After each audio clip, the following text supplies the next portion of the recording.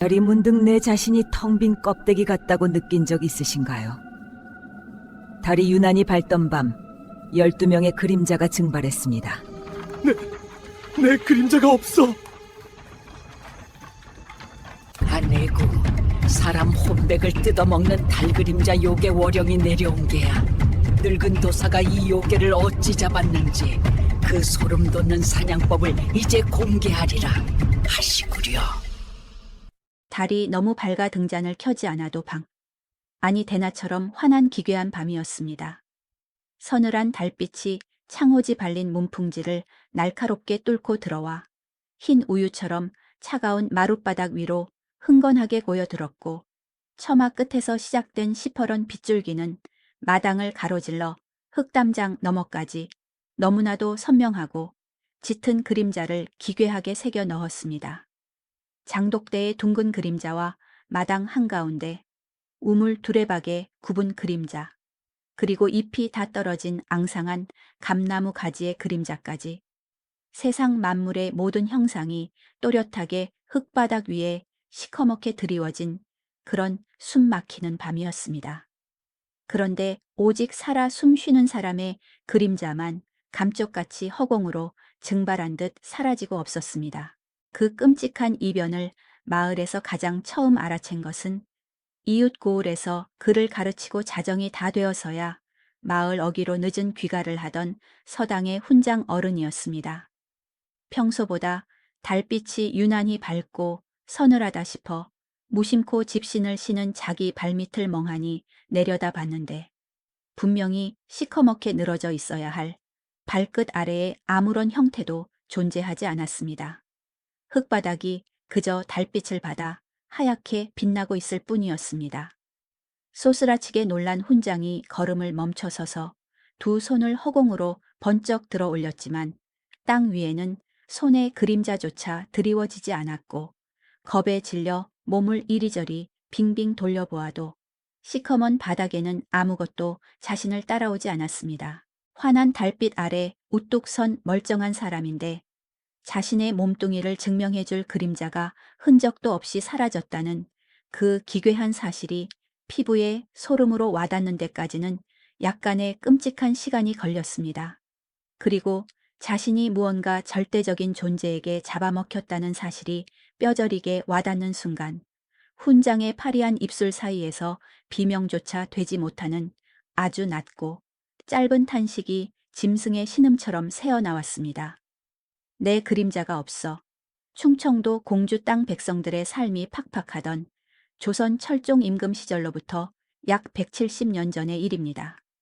굽이치는 금강지류가 한눈에 내려다 보이는 험한 상이슬게 자리 잡은 이 마을은 낡은 초가집과 기와집이 28채, 사람이 100명 남짓 모여 사는 아주 작고 조용한 고립된 곳이었습니다. 장이 서는 읍내까지 가려면 험한 고개를 넘어 꼬박 반나절을 걸어야 하는 오지였고, 마을 안에는 아이들이 글을 읽는 낡은 서당 하나와 공동 우물 2개, 그리고 마을 끝자락 음습한 숲속에 이름도 나이도 모르는 늙은 도사가 홀로 기거하는 다 쓰러져가는 토담집 한 채가 전부였습니다. 사람들의 그림자가 소리 소문 없이 사라지기 시작한 것은 하늘의 달이 둥글게 차오르기 시작하던 음력 보름을 정확히 사흘 앞둔 밤부터였습니다. 첫날 밤에는 마을 어귀를 홀로 지나던 훈장 한 명뿐이었지만 끔찍한 이변은 역병처럼 번져갔습니다. 이튿날 밤에는 사람들의 눈을 피해 우물에 늦게 물을 기르러 나온 아낙네 셋이 물동이를 이고 가다 자신의 그림자를 허망하게 잃어버렸습니다. 사흘째 되는 밤에는 뒷산으로 장작을 패러 나갔다. 들어온 힘센 머슴 둘과 밤마시를 다녀오며 산길을 걷던 노인넷, 그리고 흙담 너머로 떠오르는 달구경을 하던 어린아이 하나까지 모두 합쳐 무려 12명의 마을 사람들이 시커먼 그림자가 뜯겨나간 텅 빈 사람이 되고 말았습니다. 평생을 몸에 붙어 있던 그림자를 한순간에 잃어버린 사람들의 처음 반응은 대부분 비슷했습니다. 기겁하며 당황하고 그 자리에서 발을 구르며 자기 손발을 미친 듯이 이리저리 흔들어 보다가 결국 뼛속까지 파고드는 끔찍한 공포에 질려 방 안으로 도망치듯 숨어버렸습니다. 희미한 등잔불을 켜둔 방 안에서는 아주 흐릿하게나마 작은 그림자가 생겨났기에 다들 해가 떠 있는 낮이나 등잔불 아래서 그나마 짐승처럼 버텨냈습니다. 하지만 진짜 끔찍하고 소름 끼치는 문제는 붉은 해가 서산 너머로 떨어지고 칠흑 같은 밤이 되면서부터 본격적으로 시작되었습니다. 그림자를 잃어버린 지 꼬박 하루가 지나자 사람들의 온전했던 정신이 완벽하게 달라지기 시작했습니다. 훈장은 아무도 없는 텅 빈 캄캄한 서당 방바닥에 홀로 덩그러니 앉아서 아무런 이유도 없이 밤새도록 벼 위에 먹을 갈아댔습니다. 붓을 들어 글씨를 쓰지도 않고 성현의 책을 읽지도 않은 채 그저 초점 없는 눈으로 시커먼 먹물만 미친 듯이 갈고 또 갈아 방. 아니, 온통 시커먼 먹물로 흥건해질 지경이었습니다. 우물가에서 그림자를 잃은 아낙네 셋은 하루 종일 낡은 배틀 앞에 꼿꼿하게 앉아 배를 짜는 신용을 멈추지 않았습니다. 배틀에는 시로락이 하나 걸려 있지 않은 허공이었지만 그녀들의 거친 두 손은 허공을 가르며 덜컥덜컥 환상의 배를 짜고 있었습니다. 덩치 큰 머슴 둘은 텅 빈 지게를 어깨에 짊어지고 캄캄한 산속을 짐승처럼 오르내렸습니다. 땔감을 하러 가는 것도 아니고 그저 텅 빈 나무 지게를 지고 험한 산을 올랐다. 내려오기를 하루에 수십 번씩 땀을 뻘뻘 흘리며 기괴하게 반복했습니다. 훈장도 안악들도 머슴들도 모두 눈빛이 죽은 물고기처럼 탁하게 풀려 있었고 지나가던 누군가 겁에 질려 이름을 부르면 삐걱거리는 인형처럼 돌아보는데 한참의 시간이 걸렸습니다. 마치 누군가가 그들의 텅 빈 머릿속에 심어놓은 껍데기 행동만을 영원히 무한히 반복하는 끔찍한 꼭두각시 같았습니다. 그림자라는 것은 본디 내 육신이 빛을 막아서서 만들어내는 것이지만 가만히 생각해보면 온전히 내 의지만으로 통제하며 만드는 것은 결코 아닙니다. 곰곰이 돌아보면 우리네 팍팍한 삶에도 그림자처럼 그런 것들이 무수히 존재하지 않습니까? 내가 평생을 바쳐 땀 흘려 만들어온 성과와 관계들이지만 정작 나조차 마음대로 통제하지 못하고 끌려다니는 수많은 것들. 만약 캄캄한 어둠 속에 누군가가 그것을 내게서 통째로 앗아간다면 나는 여전히 과거의 온전한 나 자신으로 숨쉬며 살아갈 수 있을까요? 결국 마을 사람들이 이 기이하고 끔찍한 사태의 공포를 도저히 견디지 못해 마을 끝자락 쓰러져가는 토담집의 늙은 도색에 살려달라. 달려간 것은 비극이 시작된 지 나흘째 밤이 되어서였습니다. 사람들은 숲속에 은둔하는 그를 그저 선생이라 높여 불렀고 누군가는 정신이 나간 괴짜라고도 뒤에서 수군거렸습니다. 나이는 짐작조차 할 수 없이 70에 가깝거나 혹은 그 이상이었고 하얀 수염이 무릎까지 길게 내려왔으며 살을 에이는 한겨울, 시퍼런 눈밭에서도 언제나 집신조차 신지 않고 맨발로 다니는 기이한 버릇이 있었습니다. 그 맨발의 고행이 그를 괴짜 소리를 듣게 만드는 주된 이유였습니다. 도사는 횃불을 들고 몰려온 마을 사람들의 다급하고 처절한 호소를 묵묵히 끝까지 다 듣고 나서도 한동안 흙벽에 기대어 눈을 지그시 감은 채 아무런 말도 하지 않았습니다. 사람들의 애간장이 타들어갈 무렵 한참이 지나서야 아주 무겁게 입을 연 도사가 물었습니다. 마을 사람들의 그림자가 감쪽같이 없어지기 시작한 날이 달이 차오르던 음력 열이틀 밤부터가 확실히 맞소 그렇다고 사람들이 일제히 고개를 끄덕이며 대답하자 도사가 감았던 두 눈을 번쩍 떴습니다. 도사의 눈동자 안에서 서늘한 안광이 빛났습니다. 그럼 내일 밤 하늘에 거대한 달이 꽉 차오르는 보름 전날 밤이 이 마을의 가장 위험한 사선이요. 그날 밤에 그림자를 마저 빼앗기면 그 사람은 혼백이 뜯어먹혀 영영 이승의 사람으로 되돌아오지 못하고 저 텅 빈 꼭두각시로 죽게 될 것이요. 사람들이 새파랗게 질려 덜덜 떨며 도대체 왜 그러냐고 묻자 도사는 밤하늘을 올려다보며 달이 가장 비대하게 커지는 날, 밤 저 산 너머에 그것이 가장 지독하게 배가 고플 테니까요. 라고 서늘하게 대답했습니다. 겁에 질린 사람들이 덜덜 떨며 도대체 그것이 무엇이냐고 묻자 도사가 다시 무거운 눈을 뜨며 군중을 둘러보았습니다. 달빛을 먹고 사는 평범한 짐승이 아닙니다. 쏟아지는 달빛에 실려 오는 살아있는 사람의 시커먼 그림자를 탐욕스럽게 뜯어먹고 사는 끔찍한 요귀의 짓이라 했습니다. 사람의 그림자는 한낱 어두운 흔적이 아니라 사람의 따뜻한 혼백 가운데 가장 바깥을 단단하게 감싸고 지켜주는 방어막이자 생명의 껍데기라오. 그것을 온전히 뜯어먹히면 혼백의 연약한 안쪽이 짐승 앞에 내던져지듯 무방비로 적나라하게 드러나게 되지요. 혼백의 안쪽이 드러난 사람은 물이 빠진 텅 빈 항아리와 같아서 외부의 악한 영이나 삿된 기운이 무엇이든 아주 쉽게 비집고 들어가 채워 넣을 수 있게 됩니다. 결국 자기의 맑은 의지가 아니라 삿된 다른 것의 끔찍한 조종을 영원히 받는 빈 껍데기 귀물이 되어버리는 것이요. 마을 사람들이 경악하며 대체 사람의 그림자를 파먹는 그게 무슨 요괴냐고 묻자 도사가 무거운 한숨을 내쉬며 대답했습니다. 월영, 즉 달그림자 요괴요.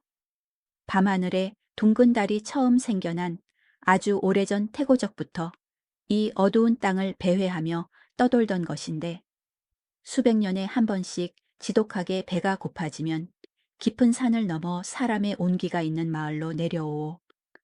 안타깝게도 이번이 바로 여러분이 사는 이 산골 마을의 끔찍한 차례가 된 것이요. 마을 사람 중 핏대가 선 장정 하나가 벌컥 화를 내며 멱살을 잡을 듯 따졌습니다.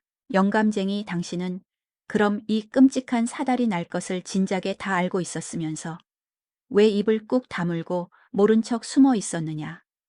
다그쳤습니다. 도사가 전혀 흔들림 없이 씁쓸하게 고개를 끄덕이며 덤덤하게 받아쳤습니다. 그래, 달의 기운을 보고 진작에 알고 있었소. 그런데 내가 미쳤다고 그림자 요괴가 내려온다고 떠벌렸으면 당신네들이 내 말을 온전히 믿어주기나 했겠소. 반문하자 멱살을 잡으려던 사람들은 꿀먹은 벙거리가 되어 멍하니 입을 다물었습니다. 누구도 반박하기 어려운 뼈 때리는 진실이었습니다. 도사가 사람의 그림자를 탐하는 월영을 단숨에 사로잡기 위해 목숨을 건 함정을 설계한 것은 바로 보름 전날인 운명의 열나흘 밤이었습니다. 함정의 원리는 몹시 단순해 보였지만 그것을 치밀하게 준비하는 데는 꼬박 하루라는 긴 시간이 피말리게 소요되었습니다. 도사는 마을 한가운데 가장 넓은 빈터, 정중앙에 가로 2자, 세로 2자 깊이가 한 자에 달하는 아주 거대하고 육중한 나무 먹통을 낑낑대며 가져다 놓았습니다. 그리고 온 마을의 먹을 박박 긁어모아 물에 타서 그 거대한 나무 함 안에 새까만 먹물을 찰랑거릴 정도로 가득 채웠습니다. 그리고 그 묵직하고 시커먼 먹통 주변으로 마을 집집마다 걷어온 30개의 낡은 옹기 등잔을 둥글게 원형으로 에워싸듯 빈틈없이 배치했습니다.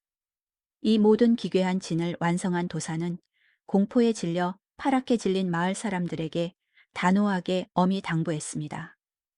오늘 밤 달이 산등성이 위로 뜨면 당장 모두 집 안으로 들어가 문을 단단히 걸어 잠그고 절대로 단 한 발짝도 밖에 나오지 마시오.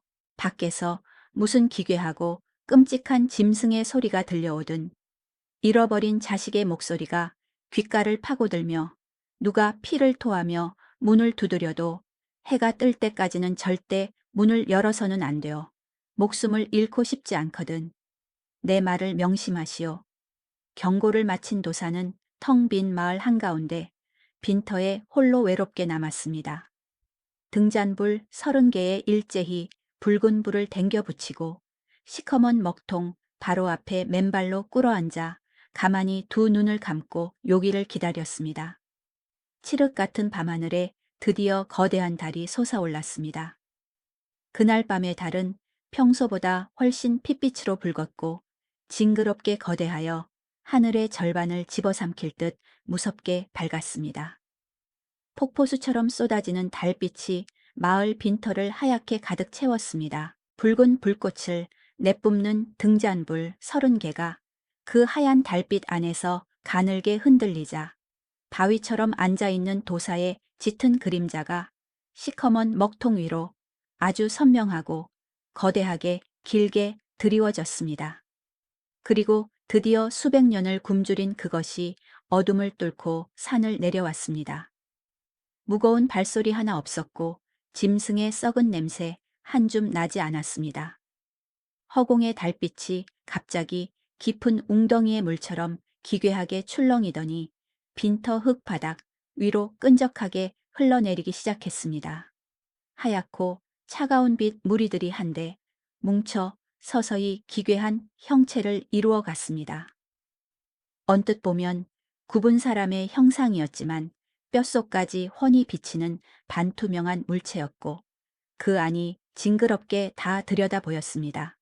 그리고 그 투명하고 일렁이는 몸집 안에는 소름 끼치는 광경이 펼쳐져 있었습니다. 마을에서 빼앗긴 무수히 많은 사람들의 시커먼 그림자들이 비명도 지르지 못한 채 그 요귀의 뱃속 같은 몸 안에 갇혀 있었습니다.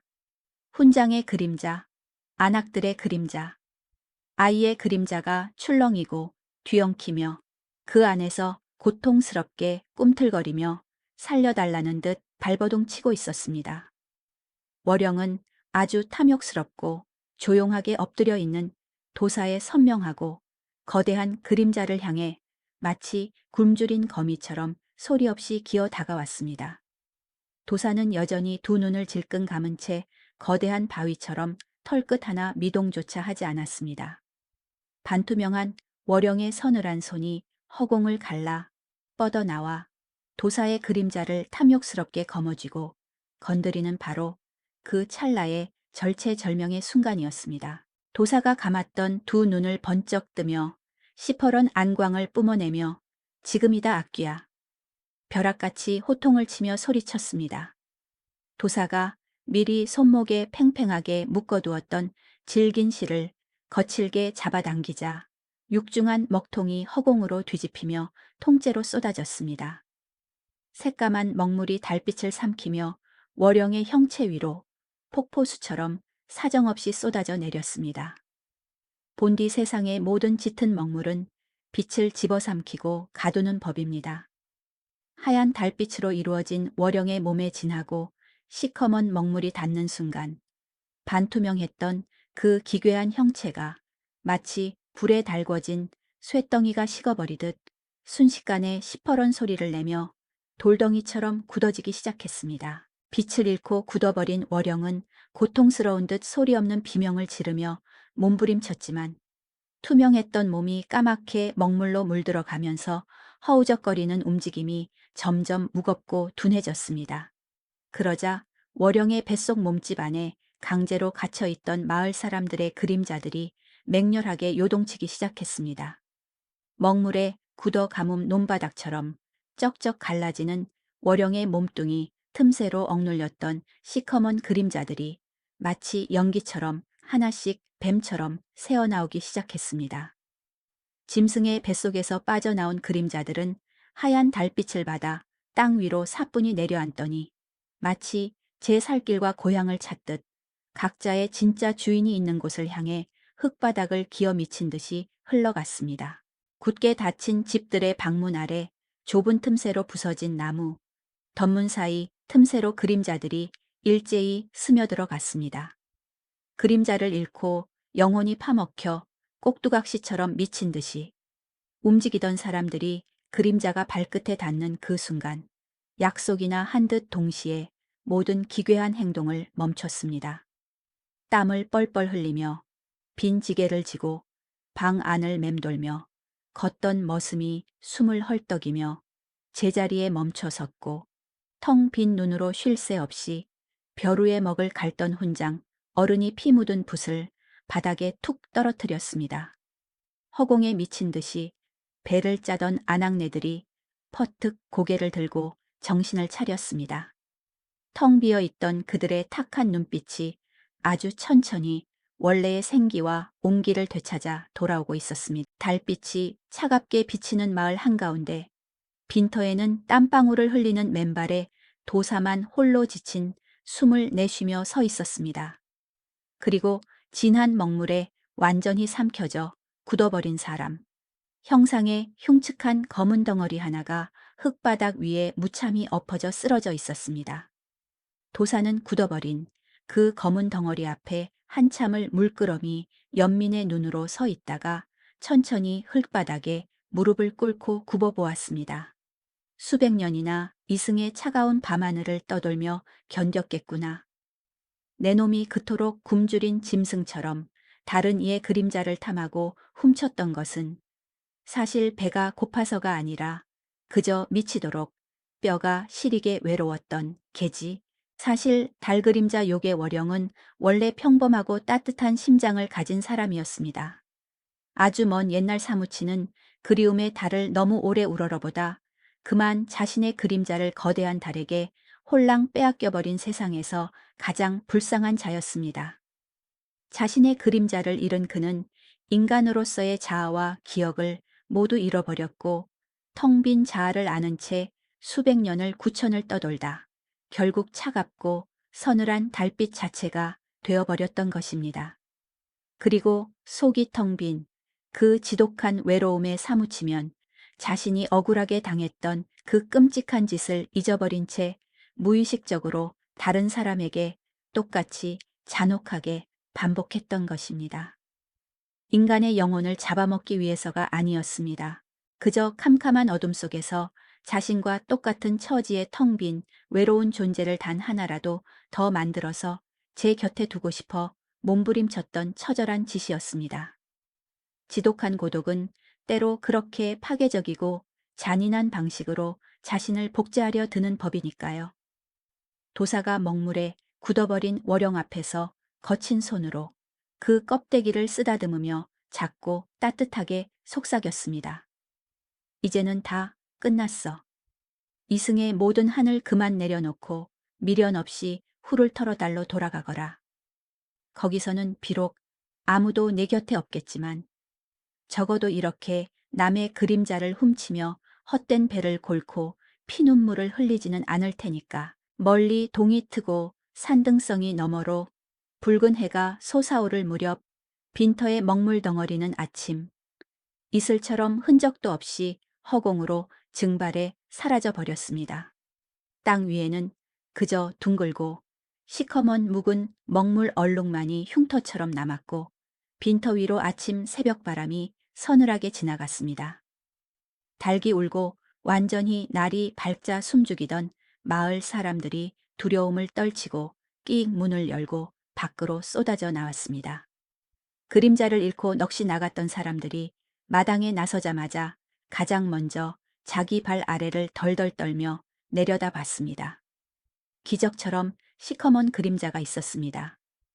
눈부신 태양빛 아래 너무나도 선명하고 짙게 온전한 자기 것으로 단단히 발끝에 붙어 있었습니다.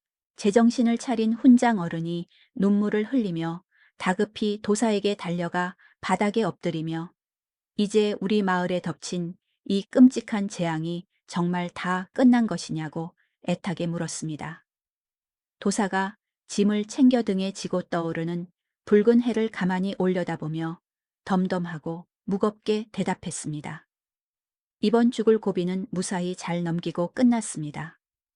허나 10년 뒤든 100년 뒤든 다음번에 저 놈이 다시 지독한 외로움에 사무쳐 찾아올 때는 늙은 제가 이곳에 없을 것입니다.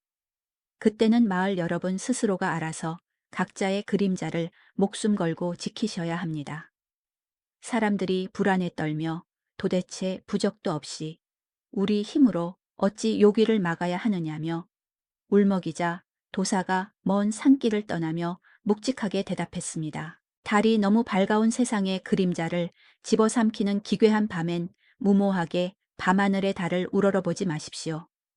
그저 각자 방 안의 작은 옹기, 등잔 하나를 밝게 켜두고 굳게 문을 닫은 채 집안에 스스로의 단단한 그림자를 만드십시오. 요기가 당신의 그림자를 훔쳐갈 틈을 주지 않는 것, 오직 그것만으로도 여러분의 영혼을 지키기에 충분합니다.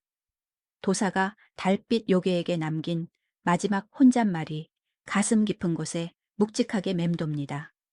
그림자를 훔친 것은 배가 고팠던 게 아니라 지독하게 외로웠을 뿐이라는 그 서글프고 아픈 진실 말입니다.